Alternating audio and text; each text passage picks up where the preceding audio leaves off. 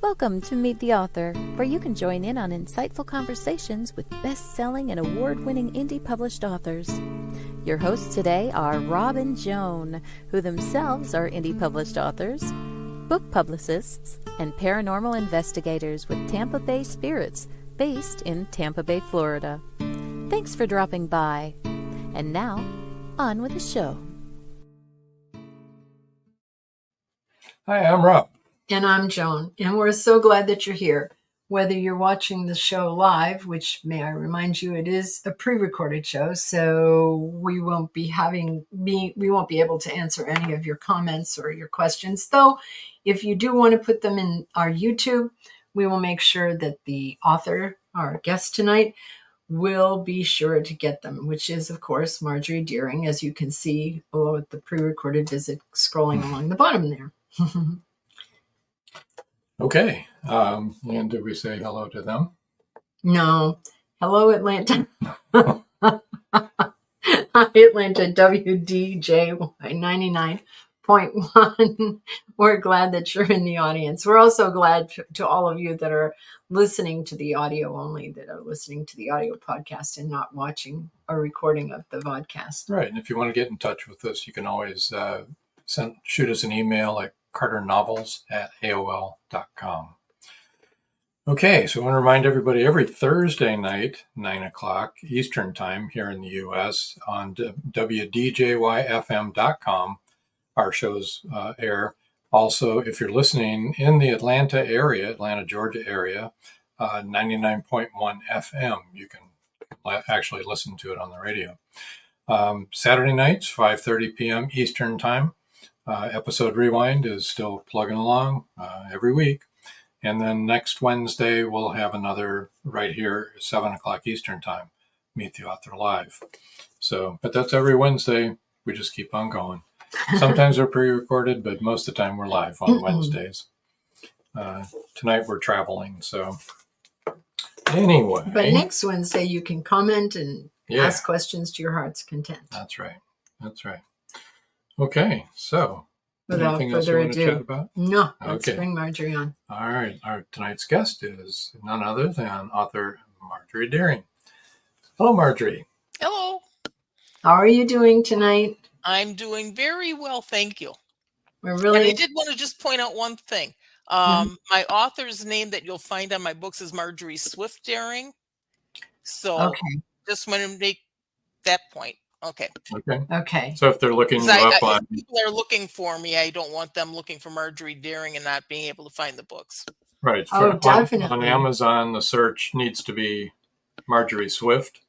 Marjorie Swift Doering. Yeah. Or I think you can get it Marjorie Doering too, but I just wanted to make that point though. So if they can't find it in one, looking at one name, look at the other. Right. You want me to fix it? Sorry about that. That's okay. We can fix that right now. Go ahead. Okay. We'll just change it. And you can go ahead and chat. Yeah, we can go ahead and chat. You and I can go ahead and chat. Yeah, that's just the name that's on each book cover. And, I look at that book cover so often. I should know that. That's the way it goes. I understand. Here we go. That didn't take long. Well, perfect. There we go. That'll clarify that. Okay. Well, it's been a while since we've talked to you on this end. Usually you're in the audience. Yeah. Right. How's everything going for you? Oh, things are going well. I've told you about the big health issues with my husband right now, but things are going well, and we're just moving along. That's one day good. at a time. Yeah. It's hard. I'm sorry you're having to go through that. So are we. But when you're our ages, that's what you come to expect. That's life. Exactly. Life, unfortunately, none of us are immune to those things. No. Wish we were. No. Well, frankly, I don't want to live forever, and neither does my husband. I mean, we've both lived a long time already, and we've had a great deal of luck as far as our health was concerned. And now it's just the gradual progression. Yes. Yeah. And after a while, I have I have 4 autoimmune diseases, which I've been dealing with for a very long time. And after a while, you just really get tired of it because they're chronic, and there's really not a whole. There are things that you can do, but you can't ever have them healed. They're always with you. Oh, right. You can minimize discomfort and that kind of thing, but. Addressing the elephant in the room right here. This is surgery from skin cancer. So, fortunately, it's 11th skin cancer. 11 in the last 2 years, yes. Wow, that is so much. The bandage is a pretty good match color-wise. Well, thank you very much. You should have seen the one that was on there right after. It was a pressure bandage, and it stuck out, so it looked like it was a chipmunk or something. I still sort of look like a chipmunk.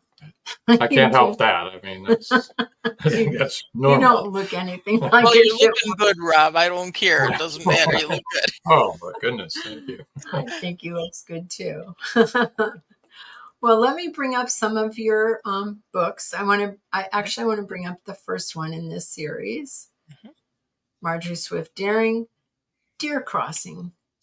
You want to tell us a little bit about that book, Marjorie? Sure. It's an introduction to Ray right at the start. It's a real shaky introduction to the hero. He is in his own jail holding cell for having gotten in a bar fight the night before. Not a good start for the hero of a book. And he has a big chip on his shoulder, but very soon the reader understands what's going on, and he's not an unlikable man at all. And you see the progression with that too, where he's working his way out of it. His wife has had a very brief affair. They're going through a separation. He's got some problems in his background. He actually moved his family from where he was a cop in Chicago to the small town Widmer, and that's a fictional town, Widmer, Minnesota. I didn't want to get sued or anything. Some of the things that happen there. That's always good. Or annoy people and scare them. Right. So in any case, after his problems in Chicago, he moved to this small town thinking this will be better. And then she has this small affair, this short-term affair. So anyhow, he's in a mental mess. But he still loves his wife, and it proceeds from there. And of course, right off the bat, he wakes up in the holding cell and he's called to the office. We have to answer a phone call. Somebody's calling in the report of a dead woman in her home. Well, the woman is the wife of a very well-known executive in Minneapolis, and she has been murdered in their summer home.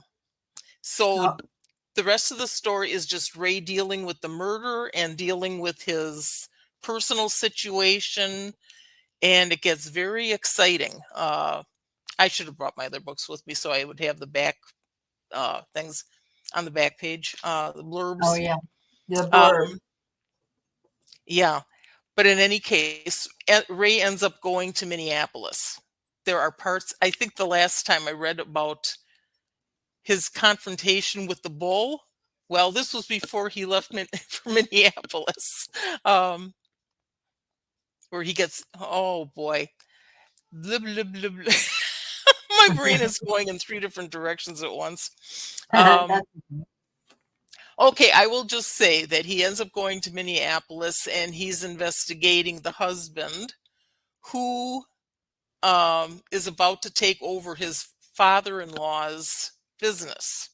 So anyhow, there are people who have motives, and Ray sorts through it all. And at the very tail end, I kind of got in trouble with some readers who said, well, it ended on a cliffhanger. And it didn't really, because the original problem, solving who killed the wife, is definitely solved.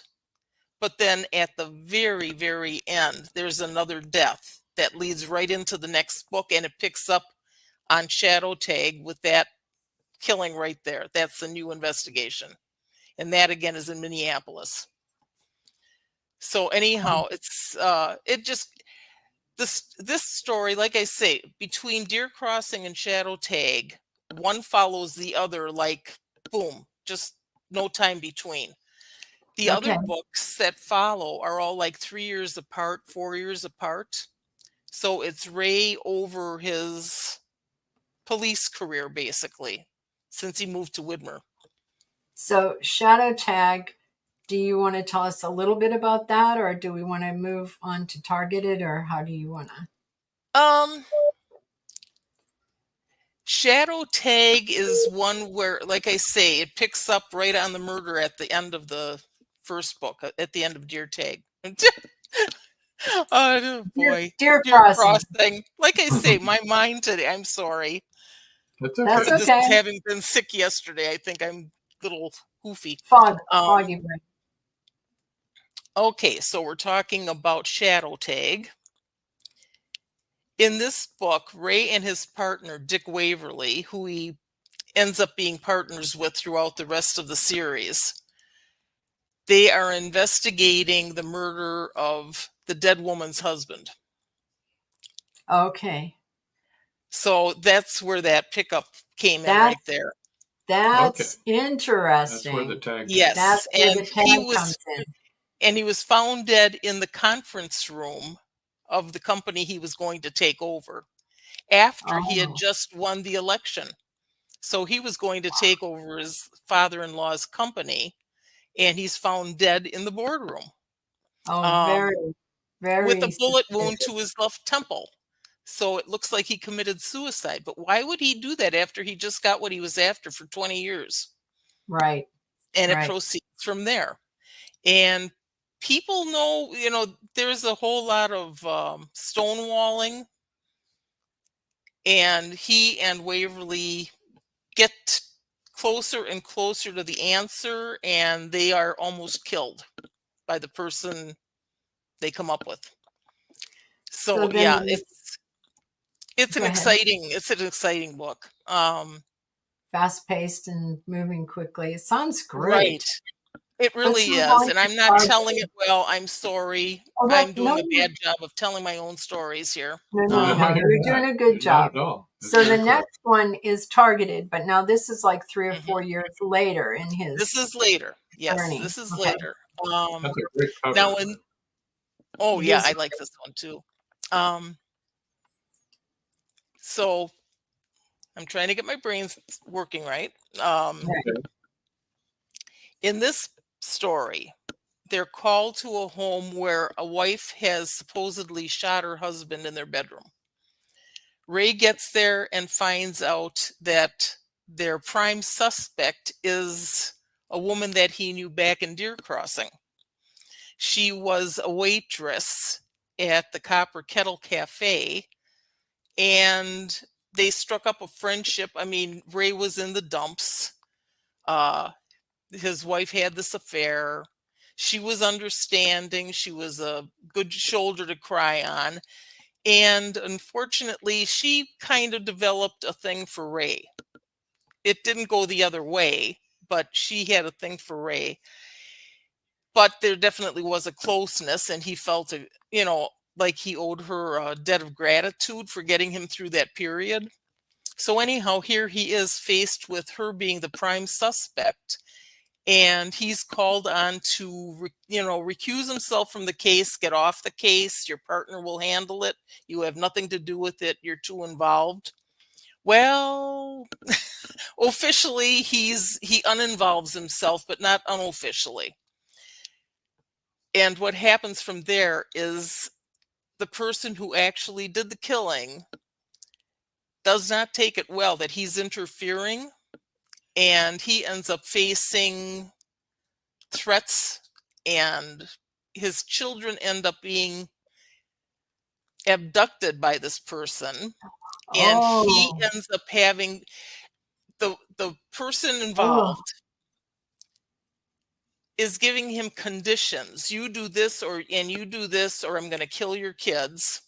Wow. And she gives him, he gets conditions that he can't possibly meet. It's like impossible. And it's following him through all these steps that he takes to actually protect his children and get them back. It's a very tense story. Terrifying story. Right. Then you have to buy the book to see how it ends, you guys. Oh yes. Oh yes, definitely. This is one that was one that you sit on the end of your seat reading that one. Reading targeted, because especially when there's children involved, I think we're all like, oh my gosh, save the children. Right. Web of Silence. Okay, Web of Silence. Now I've got to stop. Does that take place in Minneapolis too? Yes, all of the rest of these stories take place in Minneapolis. Ray eventually moves to Minneapolis with his family. Okay. So he gets back together with his family. I just told you that. We assume. Okay. Web of Silence is, again, it's removed in time from the other stories. That's what makes them standalones. My goodness, I'm just really tongue-tied today. I'm sorry. You're doing fine. In any case, I got to pull myself together here. This is now like another 4 years later. Yeah, it's like another 4 years later. And there's another case. There's always another case, of course, a new case. A woman is found dead in an alley next to a man. Well, she's not dead. She's wounded. The man in the alley with her is wounded. Maybe we should just reschedule this for another day. You're doing fine. Oh my gosh. You're doing fine. She's found in an alley. Yeah. The man with her is dead. She is put into a coma in the hospital. She's injured badly and put into a medically induced coma. Yeah. So Ray is, looking for witnesses or whatever. He can't talk to the dead man. He can't talk to the woman in a coma. This is where the Web of Silence comes in. Eventually, they find the woman's 4-year-old son by himself in a theater, just left there. And he has a problem. He doesn't talk. The woman, his mother, she's mute because of an injury to her throat. She was in an attack and she can't speak even when she comes out of the coma. But of course, she can always do sign language and things like this. But the little boy has been affected by this and he doesn't really talk. So again, you can't talk to the little boy either. When they finally figure out who this woman is, they go back to her house and find another dead body, another woman. Oh my goodness. Jeez. Yeah. The mystery just keeps growing. Yes, it just keeps building. It just keeps building. So anyhow, I don't know. Note to self, never move to Minneapolis. Right. Not to Ray's neck of the woods anyway. Yeah. Not to Ray's. So anyhow, yeah. But it's an interesting thing. They have a number of suspects, and I think it will really surprise everybody how it turns out. I mean, excellent. that's the whole point, of course. You know, that's one thing I will say with my reviews on all of these books. People will say, I never did figure out who it was until the very end. You know, I never had a clue. Yeah. That's wonderful. That's perfect. Yes, I love that. I do too. Well, I think that's go really to a commercial, and we'll pick up where we left off. Sure. Okay, we'll be right back. Be right back, folks. Don't go away.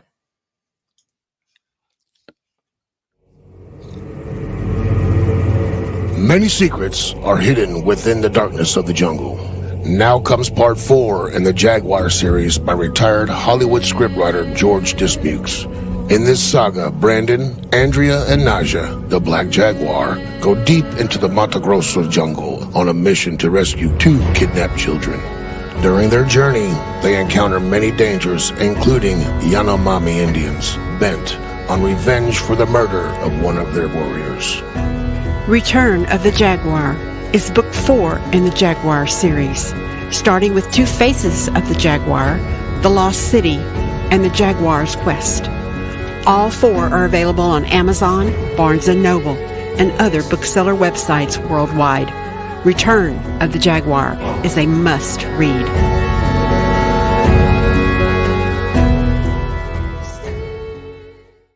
The clock is ticking. Can Gracie uncover the truth? Philip Pliant is the wealthy opportunist plastics dealer and CEO of Pliant Industries. He's also a master thief, creating a pervasive threat to the manufacturing infrastructure in the Caribbean islands markets. With the cartel as his stealth client, the naive city leaders have been seduced, enabling the production of more than 3-dimensional building materials. The expected profits are monstrous. Is the art group, now led by Gracie and the family heirs, strong enough to win against this predator? Can JJ's cats act on the root cause analysis in time?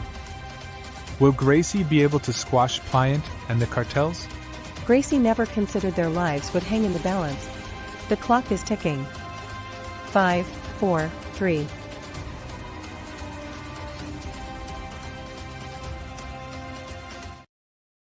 It's 1919, and Eric Laska returns from the war in Europe. 2 new enemies await him in the small, coal-mining town he calls home. One is a threat to his relationship with Rebecca, the love of his life. The other, a bloodthirsty beast, is stalking the mining town residents. The townspeople suspect Eric of one of the killings. An old man and Rebecca's 11-year-old sister have seen the beast, but only Eric believes their story. To protect the town and clear his name, he's forced to prove the werewolf exists. Available on Amazon. The Horror Within by Marjorie Swift Doering. And we're back. Here we are, for sure. And we do want to say that actually Marjorie's last name is Doering, not Doering, but that's okay. As long as you can find it, we don't care. Actually, why don't we talk about that book, The Horror Within, and then you can do a reading from it before we finish up with the other books. We have other books we would like to tell you about, but I think it would be good to do this since we just now saw the commercial. Okay, well, seeing as I'm getting all tongue-tied today for whatever reason, seems like a good idea. I can read.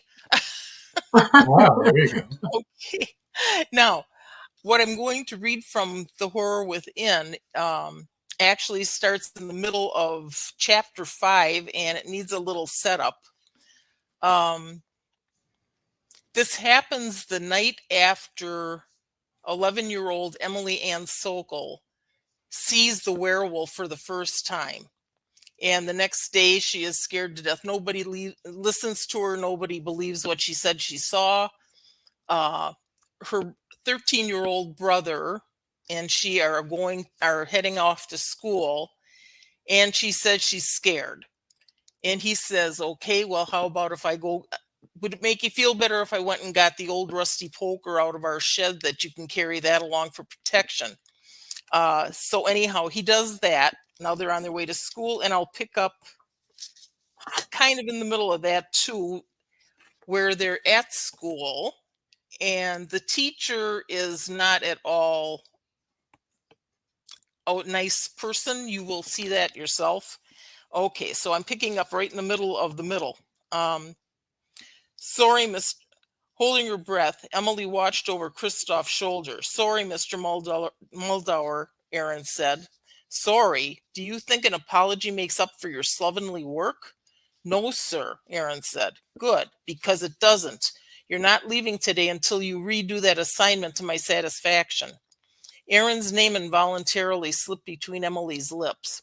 Aaron turned his head and looked at her before responding. Sir, I'm sorry, but I can't stay. I'll do the assignment over again at home tonight and bring it back in the morning. No, Mr. Sokol, you won't. There's no reason for me to think the work done there would be any improvement over this. He shoved the notebook into Aaron's chest. You'll do it here, and you'll do it now, and you'll do it right.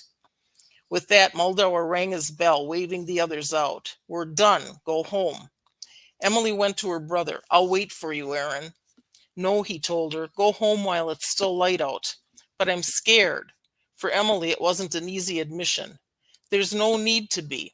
Aaron walked her to the back of the room. Quit worrying, Em. It'll be okay. He grabbed her coat off its hook and helped her into it before wrapping the yellow muffler around her neck. Get your boots on. You know where we left the poker. Take it with you. I don't need it. He gave her a smile. You don't either. But if it makes you feel better, Aaron... He lowered his voice. Look, Em, the longer you keep arguing with me, the longer it's going to take for me to get home. Want me to miss supper? Mr. Sokol, Muldaur said, I suggest you get to work. Emily looked up at her brother. All right, Aaron. Hurry up, though, okay? Emily hoped against hope Aaron would catch up with her. That very slim possibility was all that kept her from running home. She forced herself to maintain a normal pace to improve the odds. Halfway home, there was still no sign of him, and the darkness under the forest canopy deepened. She gripped the rusted fireplace poker so tightly her fingers hurt. She detected movement from the corner of her eye. Emily wanted to run, but her feet refused to move. Searching her surroundings, she turned with the poker raised over her head. Nothing.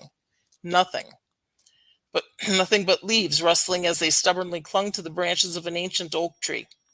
You're just imagining things. Quit that. She said it aloud, hoping her voice would mask a new sound in the near distance. Not leaves this time, but breaking twigs and branches. Not the wind, certainly. Something solid. Something big. She looked for signs of movement, but saw only her own breath billowing in the cold air. Emily started moving again. A deer? Maybe a raccoon or something, she told herself, but it was a tough sell. Emily broke into song, her voice quiet, shaky.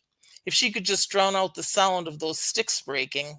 She sang louder, then louder still. Try as she might, no amount of singing could conceal the large gray stone skittering past her from behind. Terrified, she couldn't turn around. Aaron? There was no response. At the sound of heavy footfalls, she began to run. Aaron! The sound of his name was no longer a question, but a desperate cry for help. Abject fear took over as Emily realized she was in a race she couldn't win. Less than a half a mile away, Aaron jogged down the path. He spewed words that would have earned a sudsy punishment from his mother had she heard them. We're referring to washing the mouth out with soap. You can go straight to hell, Muldaur, you damned lousy son of a bitch. The verbal barrage, even out of the teacher's earshot, felt therapeutic. He stopped and clamped a hand over the stitch in his side. Doubled over, Aaron called Emily's name again. If she hurried home like he told her to do, she'd already be there, safe and sound. He stood upright again, glad there had been no reply. Aaron shivered and pulled his collar higher on his neck. Em? Grateful there still was no response, Aaron began moving again when something caught his eye, something out of place. He squinted, trying to make it out. Several yards off the path, he saw a long snake-like shape lying curved between some trees. Not white like the snow around it, it stood out, although he couldn't determine what it was. A path through a handful of disturbed snowdrifts led him to it. Reaching a point where he could see the object more clearly, he recognized what he'd been looking at. He picked up his yellow muffler, the one he'd slipped around Emily's neck as she'd left school. For long moments, he found he couldn't breathe. Blood. So much blood on the scarf. M, he screamed. M, where are you? And that is where I will stop. Oh my gosh, that's so scary. Yeesh. But not bloody. What a good brother and sister, though, right? They love each other. I love that, the way you wrote that. Yeah, they're very close. You can feel it. You know? That's exactly what the brother would be doing, having to leave late, having to stay there, cursing out his teacher and out loud, and worried about his sister. Yeah, his baby really, sister. Really Yeah. That's awesome. Yep, I need to read that book. Good. I will ask you afterward for your address where I can send it. Oh, sure. And I will get it to you. I would love to. You. Yeah, I'm having trouble moving on from that. Well, it's been a great show. I want to read the book now. Well, I will get it to you as soon as I can, believe me. I know. It sounds so good, though. That's awesome. Plus, I love things like werewolves and do you? Things that go bumping. Unicorns. Oh, yeah. And unicorns. Yep. Dragons. Besides looking for ghosties, we love all kinds of cryptids and, all kinds of stuff. Mm-hmm. Right. We've never found any cryptids, found lots of entities, but no cryptids. I'm not sure I would want to meet one face to face, but those are probably scarier than ghosts, I think, because they're physical. I mean, oh, for real. I can remember we were investigating in a restaurant in Savannah, Georgia, where some very bad stuff had happened. And we were using a FLIR, which, can show heat and cold and all that kind of stuff. And so you can tell whether it's a living person or not. And a FLIR is a really good thing to have in old buildings because you can look and see if there are rats or raccoons or stuff like that in the walls. Because that actually scares me more than the ghost does. I don't want a rat come running over my feet. Right. Well, we left off. Let's see. We have time to talk about, I think, one book, right? At least one. We left off after Web of Silence with Remains. Mm-hmm. And I went and I ran and got my book so I could read off the back. So as tongue-tied as I am today, That's what blurbs are for. Yeah, that's right. Okay. I will read this to you then just to keep it less gibberish. It's a case unlike any other. In a rundown old house, clear evidence of a murder exists in the absence of a body. A man was found, or not a man was found, a bloody rug. The rug is just completely saturated in blood. Whoever was there is definitely dead, but the body is missing. And this is where Ray comes in. Okay, we've got a bloody rug. Somebody's dead. Now, who lives in this house? Is it him? Before Detective Ray Schiller and his partner can expose the killer, it's paramount that they find and identify the victim.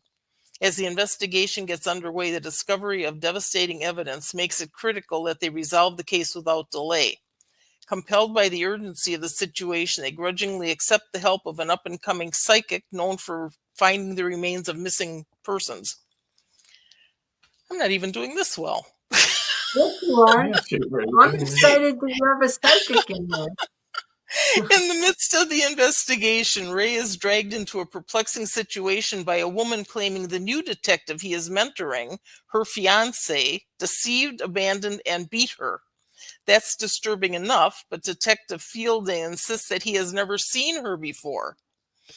Don't you love that? I do love that. Yeah. I love that a lot.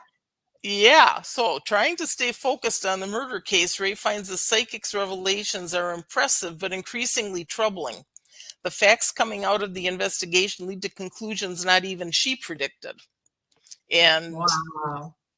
That's a good one too. Yeah, and I love that side plot where what is this woman doing? I've never seen her. I've never met her. I don't, yes, he beat me and he did this and he did that. And yeah, it gets very interesting.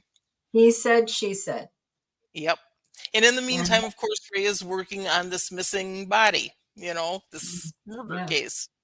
Yeah. Oh. I like the cover too, because you see the house in the distance and then you see all the blood on the word remains. It's really, really, really down below. Mm-hmm, yep. Mm-hmm. It's really, really good. Yeah. Before we go on to One Way Out, let me ask you something that every author is asked when they're on our show. Everybody always wants to know, are you a pantser or a plotter? I am a pantser. I know when I go into a story, basically what the beginning, the middle, and the end are going to be like. And then it's just a matter of weaving my way through that. And of course, there are always changes. When you're a pantser, you don't always get what you started out thinking you were going to get. Everybody will tell you that too. But yes, I do not write outlines. I don't want to feel constricted by that. It's like, well, I said I was going to do this. I better follow the plan. No, it's like, this seems better. This feels better. This is a better fit. Change this, take that out, get rid of it. Yeah. Yeah. And you were just talking about some secondary characters that you really liked. And I think sometimes that happens too as authors, that we end up being really loving and involved with our secondary characters, which I don't know if it surprises you, but it always surprises me. Shouldn't I really like the protagonist the most? But that's because your characters are so real to you, right? They are. They are definitely real to me. I think I told you in the last time I was on that I actually did my dedication to Ray Schiller in the last book. Yeah, because to me, yes, real. He felt that real. I wrote 7 books with Ray Schiller, and to me, he was as real as just about anybody in my mind, at least. I mean, I know better, but yeah, I know that you know better. The dedication. Yeah. Well, the truth is that if you don't think that they're real, why would the reader think that they're real? Because you're not going to write it like they're real if you don't believe it. No, definitely not. Yeah. I mean, and you were talking about a reader not liking the way that you had ended something. And actually, if the reader is feeling the things that you want them to feel, even though they may not be happy with what they're feeling, I mean, I'm always thrilled when they get that, that they're sad or shocked or like, oh no, that's what you want, right? Right. To feel. You want them to feel what you're feeling. Do you cry with your characters and laugh with them and all that kind of stuff? Oh gosh, yes. Matter of fact, I'm about to come out with a sequel, as I told you, with the Horror Within. And I swear to you, it's the truth. It took me a week to write that first chapter because to me, it was emotionally devastating. It wasn't about the werewolf. It wasn't about somebody getting killed or whatever. It was about the relationship between 2 people and what you see going on at the end of this chapter. And it just broke my heart. And I wrote it in a way that was, I think, very, I don't know, very emotional. Mm-hmm. And very real. Very real to me, yes. Yep. And I had a hard time putting it down into words. I was struggling with it because it was choking me up. And it took me an entire week. I get it. Yeah. I'll tell you something when we come back from commercial, something that just happened in the last book we wrote. Okay. Okay, so to me. Stand by, everybody. We'll be right back after a word from our sponsors. an unforgettable mystery thriller that will transport you back to 17th century England. Introducing Dream of Courage, facing fear head-on, your passport to 17th century mystery, mayhem, and murder. Follow Robert and John Rushworth through Leeds' bustling Briggate district, where danger lurks in the shadows, embodied by the thief-taker Jacob Wilding. You will laugh, you will cry, and be in awe of the twists and turns. Its meticulous attention to character development, emotional nuance, and the unfolding of the story's layers promise a compelling and emotionally charged journey. The U.S. National Times said, "Modern writers usually don't know what it was like to live in the past, but Rushworth Brown does this with great skill." Uncover the secrets of Smythe, the enigmatic tavern keeper who sends Robert to the Haven, to the pirate Captain Girlington. Will he outweed danger in the nick of time?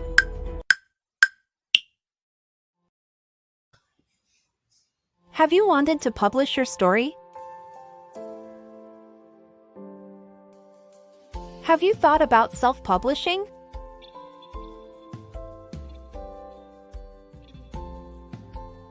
Today is your day. 5-star Amazon review. Self-publish your ebook on Amazon for free in 2024. This ebook is available on Amazon. By Becca L. Jones.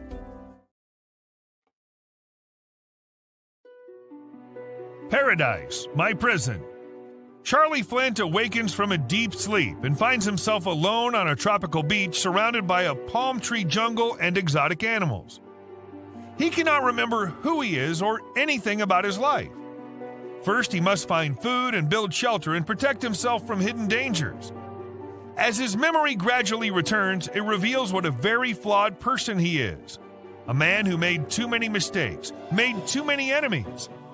The implications of the truth are staggering. How did Charlie get there? And will he save himself? Paradise, My Prison is the riveting new suspense thriller from retired Hollywood scriptwriter George Dismukes. Paradise, My Prison by George Dismukes is available in jacketed hardcover, softcover, and all ebook formats worldwide. And we're back. Indeed. Okay, so when we were writing our last book, A Chance of a Ghost, I was writing the antagonists. I was writing the protagonists and the ghosts, and Rob was writing the whole mystery and the antagonist part. And so then we'd write a chapter, and then we'd collaborate with each other on the chapters, right? And we had this one chapter, and I was reading it aloud to him, and I couldn't read it because I was crying so much.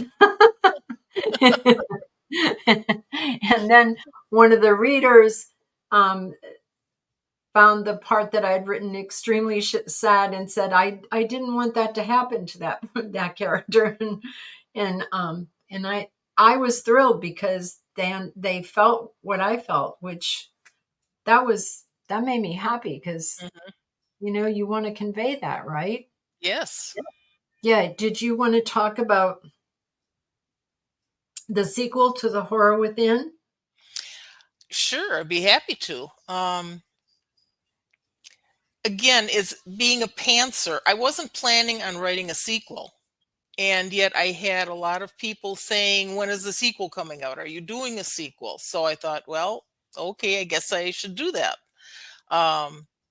And it was really interesting because, of course, then your mind is set on a whole new story.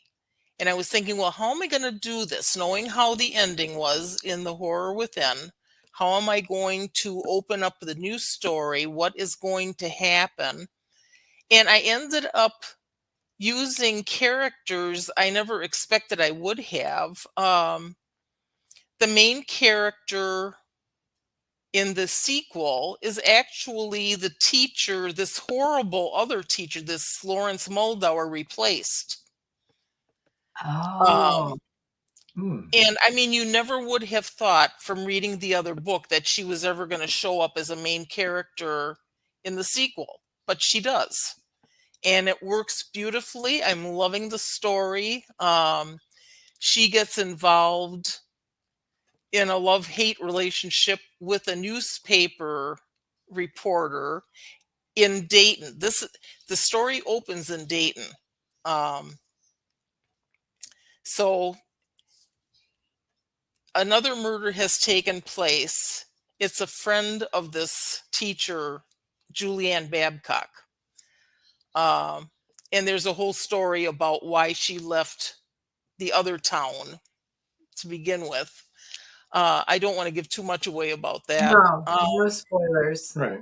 Because people still need to read The Horror Within, so. Right, exactly. And that was part of the trick of writing a sequel, because you know it. There are always people who are going to read the sequel first and then the original second. So you don't want to give away too much. You don't want to have spoilers. Now, how do you do that? You don't want to let on who the werewolf was. So you've got to drag out the whole story without saying who it was and creating a whole new mystery for the reader who's reading the sequel last. Or first, I mean. Yeah. So anyhow, that's what I'm in the process of doing now. And I think it's going, like I say, it's been going very well. I love the story. Anyway, Julianne Babcock ends up going back to Floodwood, which actually was a real mining town in that era. It doesn't exist anymore. There's a place called New Floodwood across the river from where the old one existed. But anyhow, the story takes place in Floodwood. It starts out in Dayton, then it moves to Floodwood, and she only went back to Floodwood because she got a letter from a neighbor, an old neighbor, saying that her father is ill and I can't take care of him anymore. I would like to, but there's not enough that I can do. So, you know, the decision is yours. They left on bad terms, she and her father, who is a reverend. So she decides, okay, she has to go back and take care of him. And the werewolf turns up back in Floodwood. He's been gone for 4 years, same length of time she has. But the werewolf starts killing again in Floodwood. And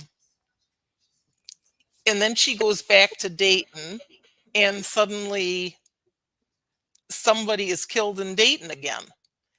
And Nate Nate, the journalist, is in Floodwood trying to get this whole story. So she's in Dayton, he's in Floodwood, and he's trying to figure out what's happening. And that's where all the conflict comes in. He ends up going back to Dayton because complicated story. Well, that's good, though. People like complicated stories. Yeah. Well, it is complicated. But yeah, they start out in Dayton together. She goes to Floodwood. He follows practically on her heels because he's gotten information from somebody else that this is where all these killings started happening that were supposedly animal attacks in a certain area around Dayton. There have been animal attacks here and there, now and then, some 100 miles this way, some 80 miles that way, animal attacks. And he's going, it's something more than that. So he's on the tail of whatever the real reason is. So anyhow, that's why he ends up going to Floodwood, following on her tail, not to follow her, but because that's where the clues lead him. And it's going to be exciting. At the end, there's another mystery too. Someone in Floodwood, I can tell you this much, in the first book, somebody was killed because they were mistaken for being the werewolf. And then they found out that the man was innocent, and the whole town is keeping that secret. And this is what Nate is trying to discover. So it's really difficult getting to the end of the book without saying who this person is, because you don't want to put us into the first story. You were good, I think. No, right, and that's been really tricky. Yeah. And it's taken me a lot longer to write this book than I anticipated. Like I say, things have been happening at home and whatnot too. but just trying to figure out, how do I do this credibly? Yes. So it makes so that's sense. what I'm dealing with. Let me But tell it's you how getting to very get close to the end. Good. Let me tell you how to get in touch with Marjorie. You can find her on Facebook at marjorie.doering. So that's MARJORIE.DOERING. And as you know, if you're looking up her books on Amazon, you want to look it up under Marjorie Swift Doering. Okay, and if you would like to get in touch with her, her email, I just put it up. Her email is marjoriedoering99@gmail.com. You're not the only one who's foggy brained. MARJORIEDOERING99@gmail.com. So that's I how think you I'm just contagious, Joan. no, I think that I'm like that. You watch the show enough to know I'm always like this a little bit. Okay. Well, all of that sounds fascinating and amazing. And I did want to say that we talked about Remains, but after Remains, there are 2 other books Yes. in the series, One Way Out and Collision Course. And so for their best read, should they start at the beginning with Deer Crossing and follow through? Or do you feel like each one of those books is standalone? Each of them can be a standalone, but it's always more fun if you start at the beginning, because you get to see the progression of the character and how he's grown and how he's changed. Mm-hmm. And yes, so I would recommend reading them from the beginning, but if you don't, that's perfectly all right. I think I've done a very competent job of doing backstory in just the right amount, without flooding everybody with, oh my God, okay. And then this happened and no. So I think you pretty much jump into each story with an understanding where it's going from there. Yeah. Yeah. So they can do it as a readable. That's what you're talking about with the sequel to the Horror Within 2, the sequel is just that, how to give them enough information from the previous book and without huge spoilers, because people will, if it's the new book and it's their first book of yours they've ever read, they're going to buy that book and read that book, and then they're going to want to go back and see what happened before.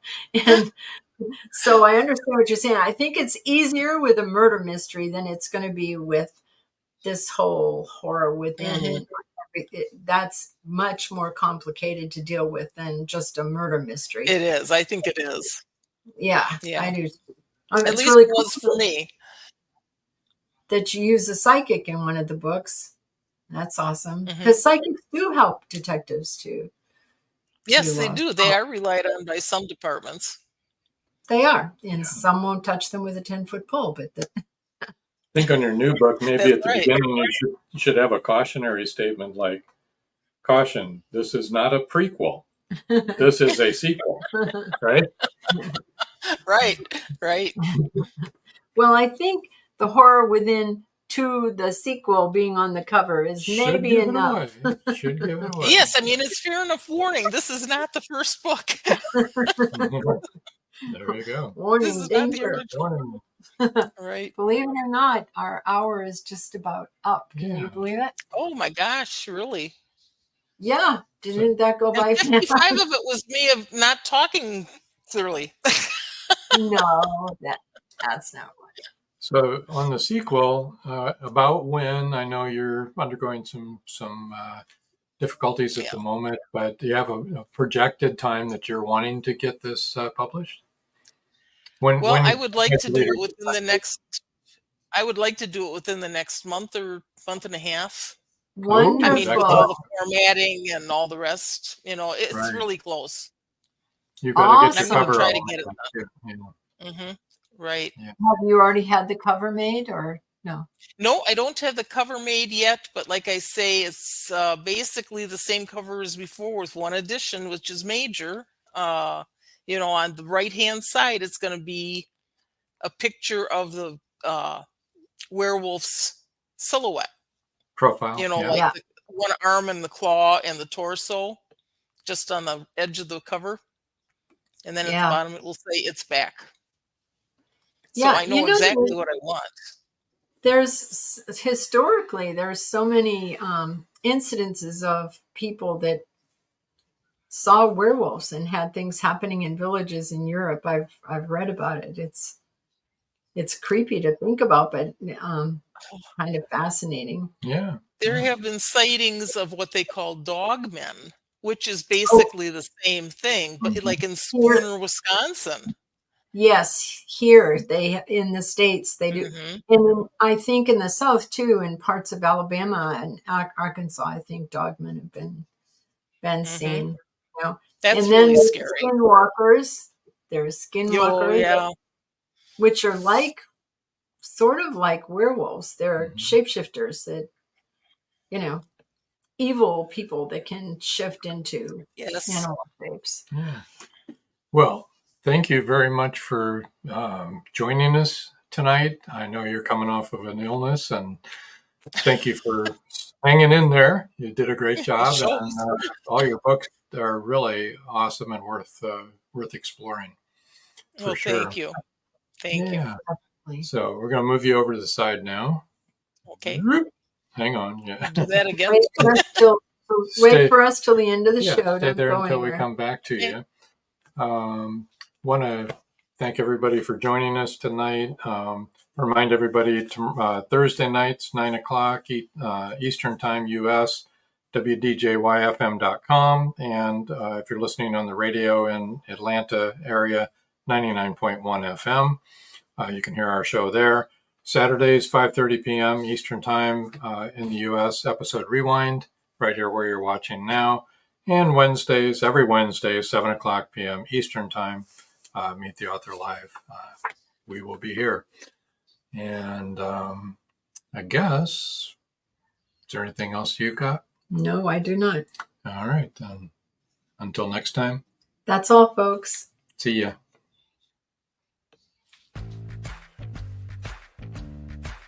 Live every Wednesday, your Voice of Indie hosts Beam Weeks and Stephen Gees welcome authors, musicians, publishing industry pros, artists, and assorted creative guests for an exciting interactive hour. Call in during the show or post questions and comments on Twitter for responses in real time. Meet your favorite indie creators, learn inside tips, network, and promote your work. The link for each week's show is pinned on Twitter atop @VoiceOfIndie. And you can receive the link every Wednesday morning in your inbox by subscribing to our newsletter at freshinkgroup.com.